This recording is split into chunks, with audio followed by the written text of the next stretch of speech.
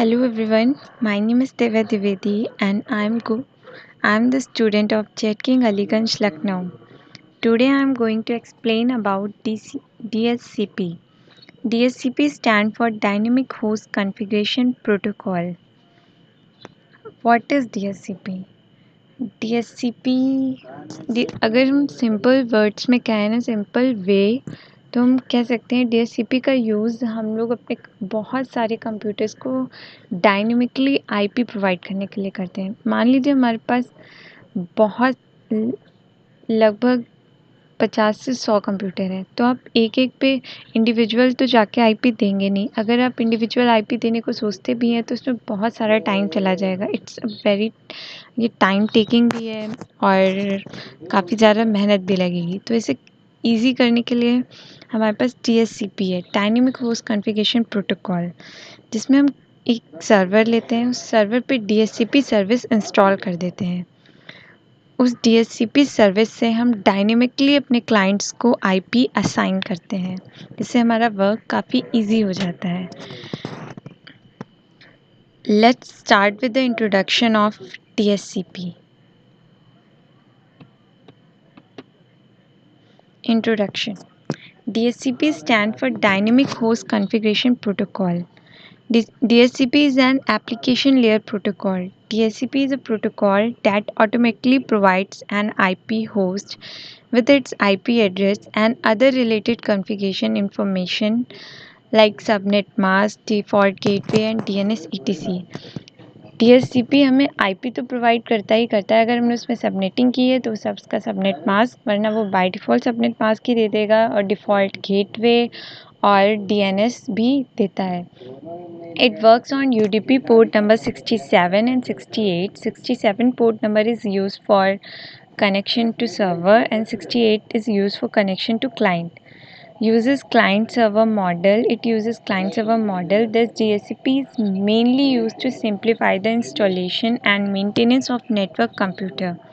It allows static assignment, doesn't interact with domain name servers. ये domain DNS से कभी भी interact नहीं करता है.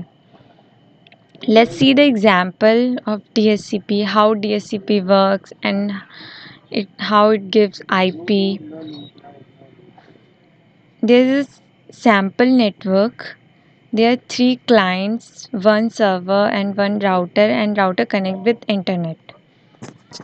हमारे पास DSCP क्लाइंट है अगर हम और हमने सर्वर पे DSCP सर्विस इंस्टॉल कर रखी है। जैसे कि हमने पहली स्लाइड में देखा कि DSCP server UDP port number 67 use करता है और client UDP port number 68 use करते हैं। DSCP का मेन वर्क क्या है? क्लाइंट्स को डायनेमिकली IP असाइन करना। अभी हमारे क्लाइंट के पास कोई भी IP नहीं है।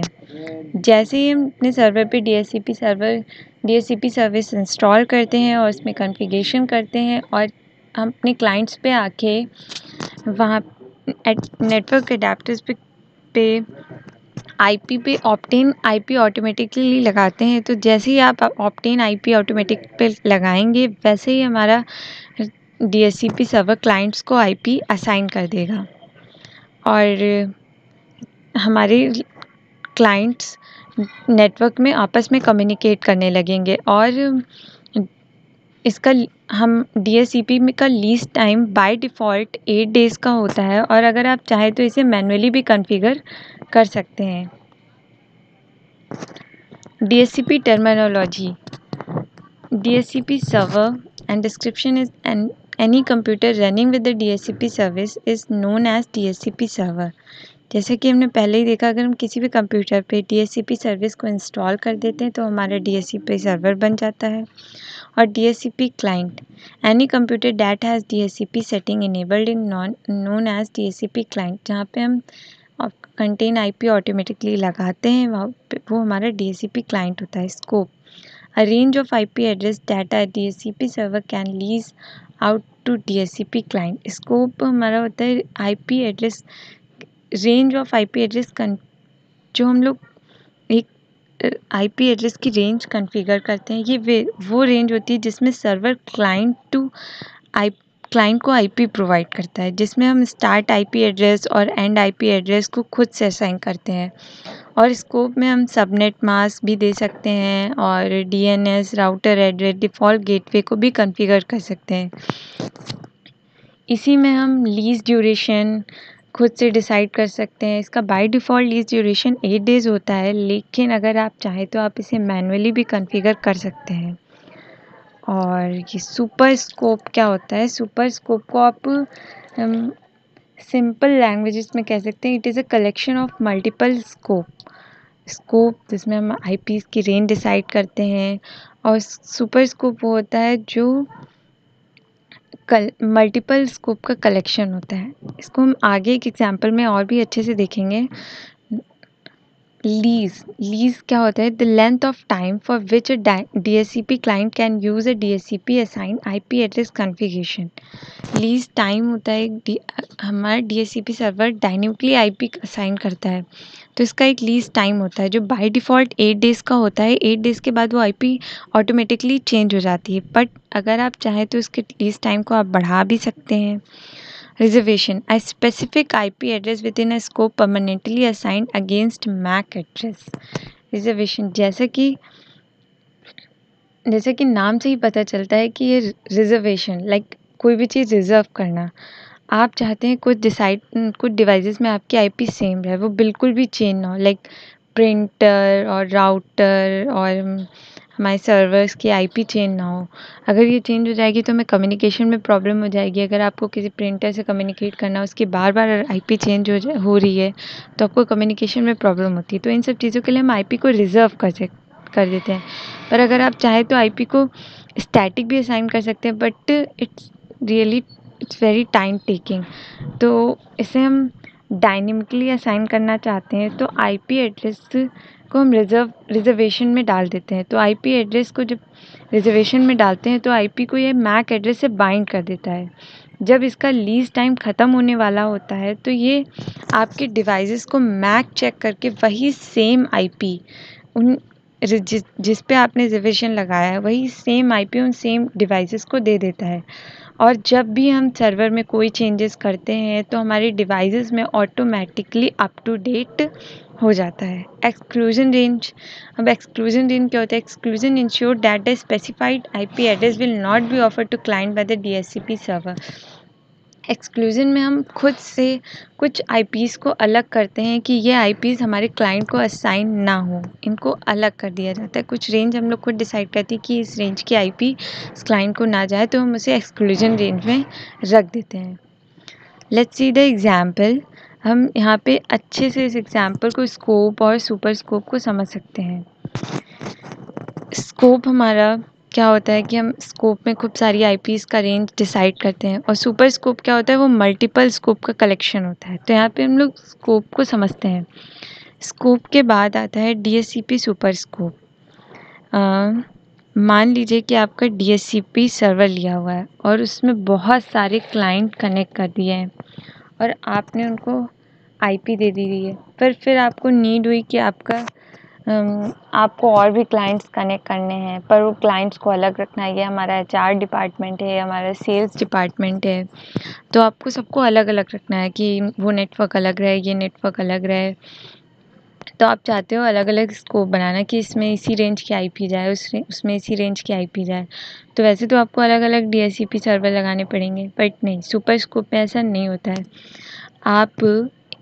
आपने एचआर डिपार्टमेंट का स्कोप 1 बना लिया और उसकी आईपी का रेंज 10.0.0.1 का दे दिया और उसे सबनेट 1 में बना लिया। फिर आपकी नीड बढ़ी तो आपने और भी क्लाइंट्स कनेक्ट कर दिया, उसका स्कोप 2 बना दिया और 20.0.0.1 का कर दिया, और फिर उसमें सबनेट 2। ये सेल्स डिपार्टमेंट का हो गया और स्कोप डिपार्टमेंट का। इसमें हमने 2 स्कोप को बनाकर मैनेज कर लिया। पर अगर आप अलग अलग स्कोप बनाना चाहते तो आप इसे ईज़िली मैनेज नहीं कर सकते थे कि आपको फिर अलग डीएससीपी सर्वर लगाना पड़ता, फिर उसमें अलग स्कोप, फिर अलग स्कोप। बट सुपर स्कोप से हम इसे ईज़िली मैनेज कर सकते हैं। हमने ये अलग अलग स्कोप तो बना दिए, पर इसका मैनेज कौन करेगा? इसे सुपर स्कोप के अंडर में ही हमारा स्कोप 1, स्कोप 2 और भी जितने स्कोप आप बनाना चाहते हैं वो बना लेंगे। यहाँ सिंगल डीएससीपी सर्वर पर आप मल्टीपल सबनेट चला सकते हैं। ऐसे ही आप बहुत सारे स्कोप बना सकते हैं और इनका कलेक्शन सुपर स्कोप के पास होगा। व्हाट इज़ अ डोरा प्रोसेस? हमारा DHCP किस पे वर्क करता है? डोरा प्रोसेस पे। अब ये डोरा प्रोसेस क्या है? यहाँ पे एक हमारे पास DHCP क्लाइंट है और एक DHCP सर्वर है। अब हमारे DHCP क्लाइंट को अभी अभी वो नेटवर्क में कनेक्ट हुआ और उससे IP चाहिए। तो हमारा DHCP क्लाइंट है और वो DHCP सर्वर से IP मांग रहा है, सेंड माई कॉन्फ़िगरेशन इन्फॉर्मेशन। तो DHCP सर्वर कहता है here is your configuration like IP address, subnet mask, default router, DNS server और लीज टाइम। वो इतनी इन्फॉर्मेशन इसे दे देता है। बट ये एक प्रोसेस होता कैसे है? अभी क्लाइंट हमारा नया नया है और वो उसे नेटवर्क में वो नया नया है, उसे DHCP सर्वर से IP चाहिए। तो वो क्या करेगा? सबसे पहले वो डिस्कवर पैकेट ब्रॉडकास्ट करेगा।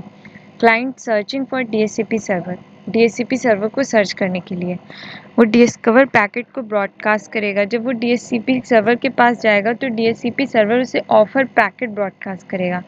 तो हमारे नेटवर्क में बहुत सारे क्लाइंट होंगे, तो जिससे वो ज़रूरत होगी वही एक्सेप्ट करेगा और सब उसे रिजेक्ट कर देंगे। DHCP server sending offer to client and then उसके पास क्लाइंट के पास ऑफर आ गया, ऑफर पैकेट आ गया। फिर क्लाइंट PC क्या करता है? उसे रिक्वेस्ट सेंड करता है, client request to IP from DHCP। अब वो उसे रिक्वेस्ट पैकेज सेंड करता है IP के लिए कि हाँ भाई मुझे IP चाहिए, तुम मुझे IP दे दो। देन वो एक्नॉलेजमेंट, तो DHCP सर्वर उसकी रिक्वेस्ट को एक्सेप्ट करता है, एक्नॉलेजमेंट पैकेट भेजता है। DHCP server assign IP to client and send acknowledgement. तब एंड में उससे IP मिल जाती है और IP के साथ साथ उसे IP address, subnet mask, default router, DNS servers, lease time भी डिसाइड हो जाता है। Advantages and disadvantages of DHCP। DHCP में ऑटोमेटिक IP असाइनमेंट, जैसे कि हमने पहले ही पढ़ा, और डायनेमिकली IP असाइन होती है। लेस एडमिनिस्ट्रेटिव एफर्ट, हमारे एडमिनिस्ट्रेटिव के जो एफर्ट्स होते हैं वो भी कम हो जाते हैं। Extra features like reservation, exclusion, ETC। Reservation हम IPs को रिजर्व कर सकते हैं, एक्सक्लूशन भी लगा सकते हैं उसमें। Provide additional information like DNS, subnet mask, ease of adding new client to a network. Like आपके नेटवर्क में कोई भी नया डिवाइस कनेक्ट होता है तो वो डोरा प्रोसेस के थ्रू वो हमारे नेटवर्क से IP ले लेता है DHCP सर्वर से। टेक्नोलॉजी है, तो टेक्नोलॉजी के अगर बहुत सारे एडवांटेजेस होते हैं तो उसके ड्रॉबैक्स भी बहुत सारे होते हैं। Like DHCP server can be single point of failure in networks having only one configured DHCP server. अगर आपके पास एक ही DHCP सर्वर है तो वो सिंगल पॉइंट ऑफ फेलियर के नेटवर्क में उसकी वजह से प्रॉब्लम हो सकती है। The machine name does not change when new IP address is assigned. A client is not able to access the network in the absence of the DHCP server. अगर DHCP server नहीं है तो client हमारे network से access नहीं कर पाएगा। Thank you for watching. I hope you understand.